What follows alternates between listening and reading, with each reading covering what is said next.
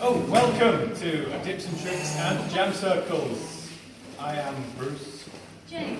It's got that sorted. Okay, so we started off looking at some good dipping technique for leaders. It's all about getting a good safety position.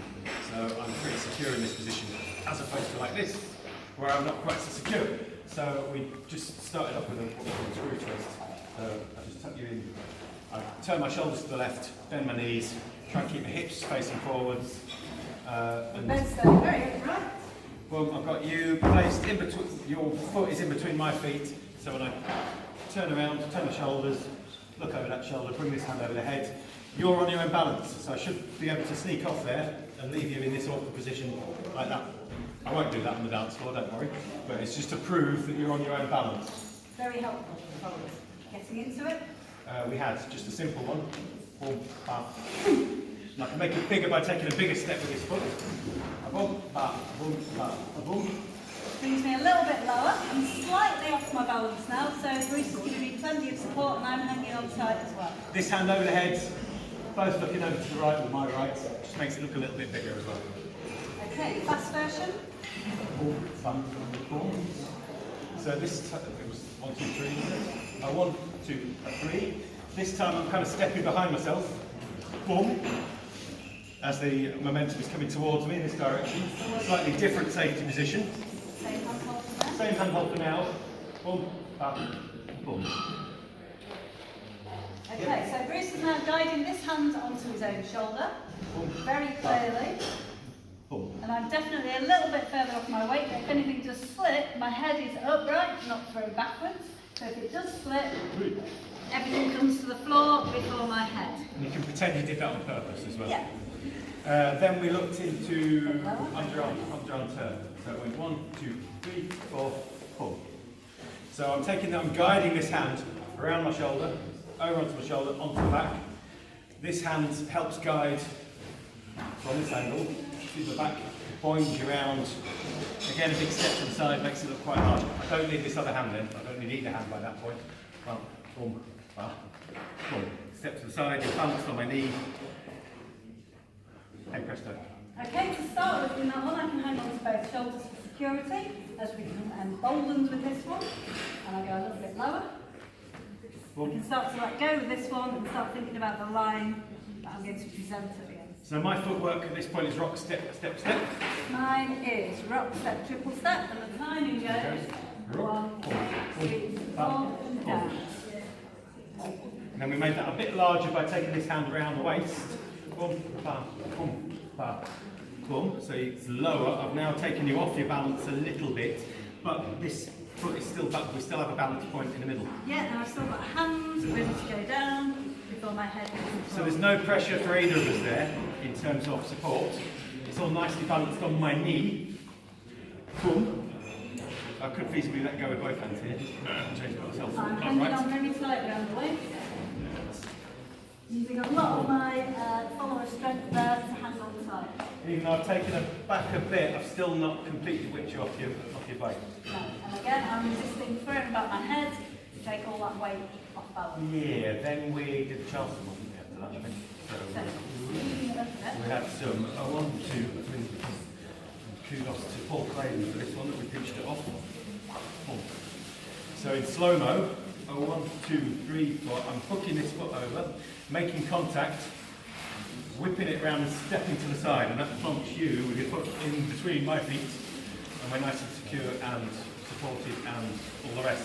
So I'm actually pivoting on my right foot, so it's really important bases turn me safely on that foot, don't pull me off balance, allow me to spin and place my foot between by stepping sideways.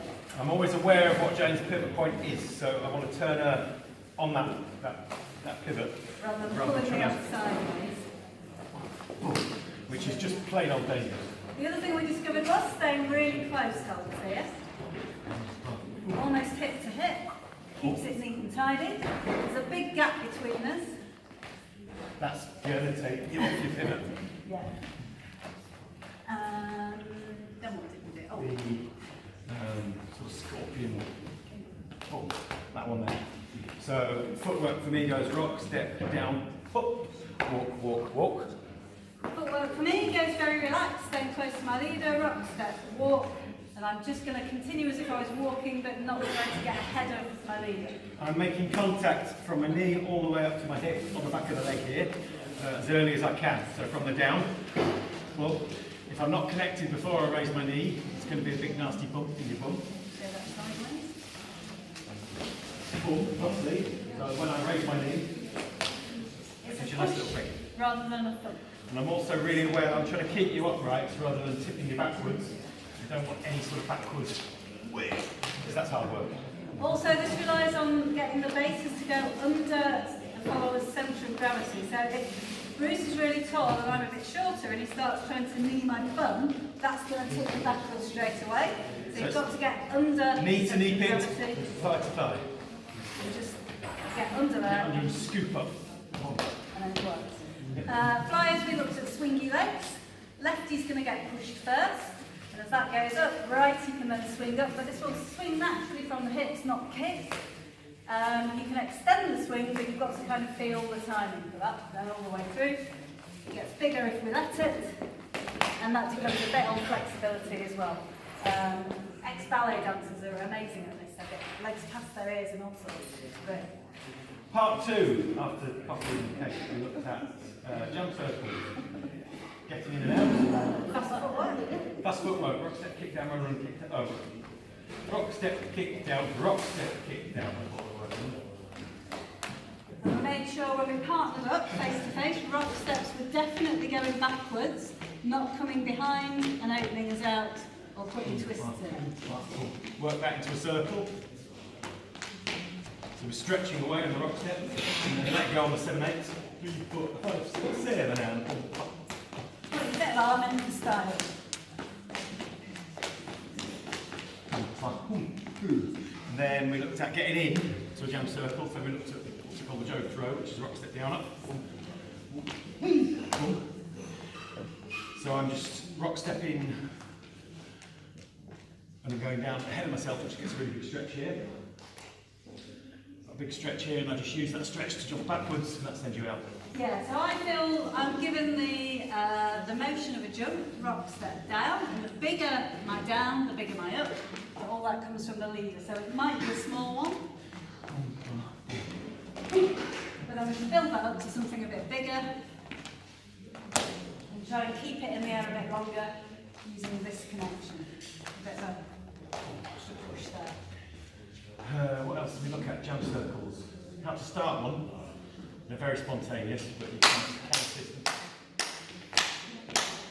etc. Keeping the energy up, etiquette for when you're in there, not staying on too long, getting out at a good time. If you're not going in, cheer everyone that's in there, make them feel fantastic. Few moves for getting on, few moves for getting off. What were other So kick the dog moves, anything that travels really. We looked at coming on double kicks. Anything that you can travel with. Camels, anything you like. Anything like that. Yeah. And then we all did a jump circle. I think that's Good. that. That was Yes. it. It was great. Thanks so much.